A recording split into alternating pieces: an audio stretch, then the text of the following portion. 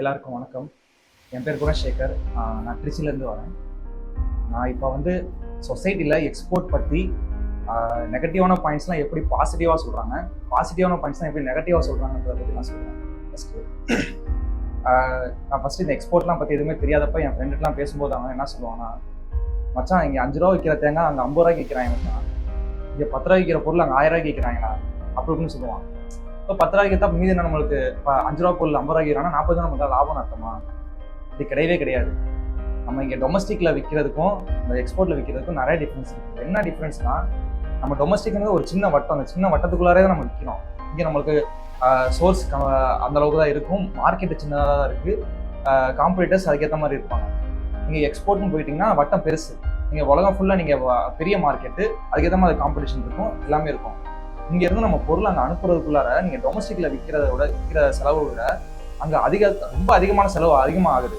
இங்கேருந்து போய் சேருது. இங்கேருந்து நம்ம பர்ச்சேஸ் காஸ்ட்லேருந்து நம்ம டிரான்ஸ்போர்ட்டேஷனு, டிரான்ஸ்போர்ட்டேஷனு, அதுக்கப்புறம் அங்கே அவன் வைக்கிற லாபம், அது இல்லாமல் இன்சூரன்ஸு, அது இதுன்னு எக்கச்சக்க இது இருக்குது. சர்டிஃபிகேட் எடுக்கணும், லேப் ரிப்போர்ட் இருக்குது, இந்த மாதிரி நமக்கு தெரியாத எக்கச்சக்கமான விஷயங்கள்லாம் இருக்குது. இதெல்லாம் தாண்டி அங்கே போகும்போது இங்கே நம்ம டொமஸ்டிக்கில் விற்கும் போது என்ன ஒரு லாபத்தில் ஒரு காம்படிஷன் வச்சுருக்கோமோ அதே தான் அங்கேயும், அதே காம்படிஷன் தான் அங்கேயும். இன்னும் மார்க்கெட் மட்டும்தான் பெருசு. இதுதான் மெயினாக நடக்குது. இது தெரியாமல் நிறைய பேர் நல்ல லாபம் கிடைக்கிது, நம்ம எக்ஸ்போர்ட் பண்ணுவோம் அப்படின்னு சொல்லிட்டு நிறைய பேர் வந்து என்ன நடக்குதுன்னு தெரியாமல் வந்து விழுந்துறாங்க. ரெண்டாவது, இன்வெஸ்ட்மெண்ட் வந்து இதுக்கு வந்து இன்னும் பெருசாக கிடையாது. ஜஸ்ட்டு இது லைசன்ஸ் வாங்கிட்டா போதும், ஈஸியாக முடிஞ்சு போயிடும் வேலை. ஏதோ 2000 ரூபா கொடுத்தா வந்து லைசன்ஸ் கொடுத்துருவாங்க, அதுக்கப்புறம் ஒன்றும் பெருசாக பண்ண தேவையில்ல, வாங்குறோம் பொருளை ஏற்றுக்கிறோம், முடிஞ்ச வேலை அப்படின்னு சொல்லி நிறைய பேர் பேசிட்டு இருக்காங்க. இதுலேயே பார்த்தீங்கன்னா நம்ம வந்து ஆஃபீஸ் செட்டப் பண்ணணும், நம்மளுக்கு வந்து கம்ப்யூட்டர் இதெல்லாம் வாங்கணும், அதுக்கு நம்ம அடுத்த ஆடுலாம் வந்து நம்ம இருக்கோன்றதை ஃபஸ்ட்டு அவங்களுக்கு எப்படி தெரியப்படுத்துறது? நம்ம சும்மா ஆஃபீஸை செட்டப் பண்ணிட்டு சும்மா உட்காந்தா நேராக சாப்பிட்டு கிளைண்ட் தெரிய வந்துருவானா? வரமாட்டான். நம்ம இருக்கோன்றதை அவனுக்கு தெரியப்படுத்தணும்.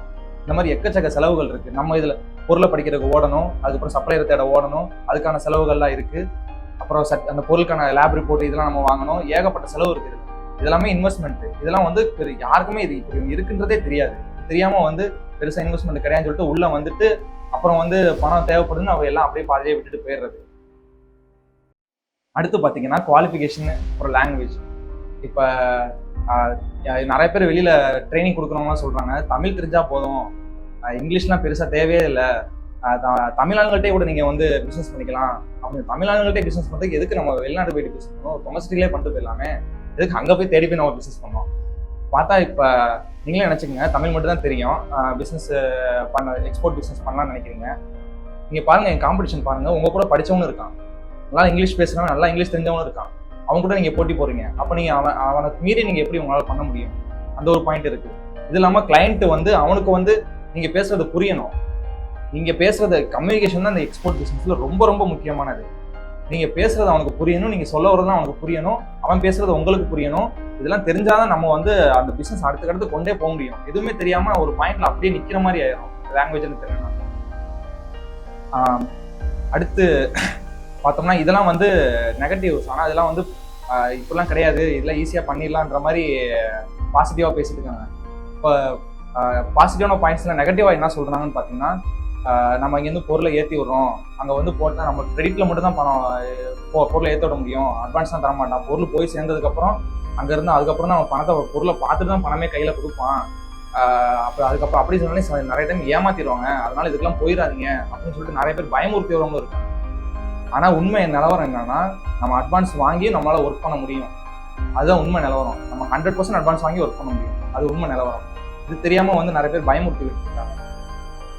அதுக்கப்புறம் பொருள் வந்து எடுக்கிறதெல்லாம் பார்த்தீங்கன்னா, பேசிட்டு இருக்கும்போது அதான் நம்ம ஊரில் இது நல்லா கிடைக்குது, இதை எடுப்போம், மதுரையில் மல்லிப்பூ நல்லா கிடைக்குது, திண்டுக்கல்ல பூட்டு நல்லா கிடைக்குது, இதெல்லாம் வந்து நல்லா கிடைக்குது, இதெல்லாம் ஏற்றி விடுவோம் அப்படின்னு சொல்லிட்டு நிறைய பேர் பேசி கிடப்பாங்க. ஒரு பொருள் நல்லா கிடைக்குதுன்னா அந்த பொருளுக்கு தானே அதிகமாக காம்படிஷன் இருக்கும், அதையும் யாரும் யோசிக்க மாட்டுறாங்க. அது இல்லாமல் இப்போ பெரும்பாலும் வந்து எக்ஸ்போர்ட் பற்றி வெளியில் பேசினாலே அந்த காய்கறி, இந்த துணிமணி, இதை தவிர்த்து வெளியில் வேறு யாருக்கு எந்த பொருளுமே தெரிய மாட்டேங்குது என்னன்னு தெரியல. இதே தான் யார் கேட்டால் இதாக சொல்கிறாங்க. வெஜிடபிள்ஸ்லாம் வந்து எக்ஸ்போர்ட் பண்ணுறோம், அதில் எவ்வளோ பெரிய ரிஸ்க் இருக்குது, அதெல்லாம் பெரிஷபிள் குட்ஸ்ன்னு சொல்லுவாங்க, சீக்கிரம் அழுகி போயிடும். இங்கேருந்து அடுத்த கண்ட்ரிக்கு நம்ம பொருள் போகிறதுக்கே 1 மாதம் கிட்ட ஆயிடுதுன்னா அதுக்குள்ளே தாங்கணும் அந்த பொருள். அதுக்கப்புறம் அங்கே போய் இறங்கி கண்டெய்னர் திரும்பியும் அங்கே எதுவும் ஹோல்டு பண்ணிச்சிட்டாங்க, ஏதாவது ப்ராப்ளம்னால அதுக்கப்புறம் அங்கே பொருள் கெட்டு போச்சுன்னா கிளைண்ட் இந்த மாதிரி பொருட்கள்லாம் கிரெடிட்லாம் ஒர்க் பண்ணுவான், அட்வான்ஸ் பேமெண்ட்லாம் பெரும்பாலும் ஒர்க் பண்ண மாட்டாங்க இந்த மாதிரி பொருட்கள். அப்படின்றப்ப அந்த அந்த அந்த மாதிரி பொருட்கள் எடுக்கும்போது எடுத்து பிரச்சனை மாட்டிக்கிறாங்க நிறைய பேர். இந்த மாதிரி நிறைய விஷயங்கள் இருக்கு. இதெல்லாம் வந்து எதுவுமே சொல்லித்தர முடியாம ஒன் டே ட்ரைனிங் வச்சு தப்பான இன்ஃபர்மேஷன் சொல்லி எல்லாத்துக்கும் பாஸ் பண்ணி விட்டுறாங்க. நீங்களே நினைச்சு பாருங்க, ஒன் டே ட்ரைனிங்ல சொல்லி கொடுக்குற அளவுக்கு இந்த ஒரு பிசினஸ் இருக்குன்னா எல்லாரும் ஈஸியா எடுத்து பண்ணிட்டு போயிடலாமே. யாராலையும் பண்ண முடியலையே. நிறைய பேர் ஜெயிக்கிறது ரொம்ப கம்மியா தானே இருக்காங்க. அப்படி நினைச்சா இன்னைக்கு இந்தியாவோட நிலைமை எங்கேயோ போயிருக்கும். எல்லாரும் ஈஸியா எக்ஸ்போர்ட் பண்ண முடியும்னு நினைச்சிருந்தா அப்படி இல்லையே. ஏன் பண்ண முடியல எல்லாராலையும்? எல்லாரும் யோசிங்க. அந்த ஒன்றும் வந்து எல்லாம் தப்பு தப்பா தான் சொல்லி கொடுக்குறாங்க, எதுவுமே கரெக்டாக சொல்லி கொடுக்கல. நீங்க சொல்லி கொடுத்ததுக்கு அப்புறம் அவங்கள்ட்ட கேளுங்க, எப்படிலாம் இதெல்லாம் நீங்க சொன்ன மாதிரி எதுவுமே நடக்கலையே நீங்க கேளுங்க அவங்கள்ட்ட. ஏன் கேட்க மாட்டீங்க? இது மாதிரி வந்து நீங்க பொதுவாக ஒரு இடத்துல போய் நீங்க ட்ரைனிங்கோ இல்லை எதுவோ ஜாயின் பண்றதுக்கு முன்னாடி தீர விசாரிங்க எல்லாத்தையும். எது கரெக்டாக இருக்கும், இது இங்கே எப்படி சொல்லித்தராங்க, இதுக்கு முன்னாடி போனவங்க யாரோ இருக்காங்களா, அவங்கள்ட்ட வந்து ஃபீட்பேக் கேளுங்க. இந்த மாதிரி விசாரிச்சு அதுக்கப்புறம் முடிவு பண்ணுங்க எப்படி இருக்குன்னு. நீங்க வந்து நல்ல விதமா மற்றவங்களுக்கு எடுத்துக்காட்டா இருக்கணும். இந்த மாதிரி ஆட்கள் போய் எக்ஸ்போர்ட் பிசினஸ்ல தோத்து போனதுனாலதான் வெளியில பரவாயில்ல எப்படி பேசுறாங்கன்னா, எக்ஸ்போர்ட் பிசினஸ்னாலே பிரச்சனை தான், அதெல்லாம் கையில எடுத்து எல்லாம் காணாம போயிடுவாங்க, இப்படிதான் நிறைய பேர் சொல்லிட்டு தெரியுறாங்க. ஆனா உண்மை என்ன கரெக்டா நடக்குது, இதை பண்ணா இப்படி பண்ணலாம், கரெக்டா பண்ணலான்ற அறிவை நம்ம வளர்த்துக்கிட்டோம்னா நம்ம ஈஸியா ஜெயிக்கலாம். அதுதான் உண்மை. நன்றி.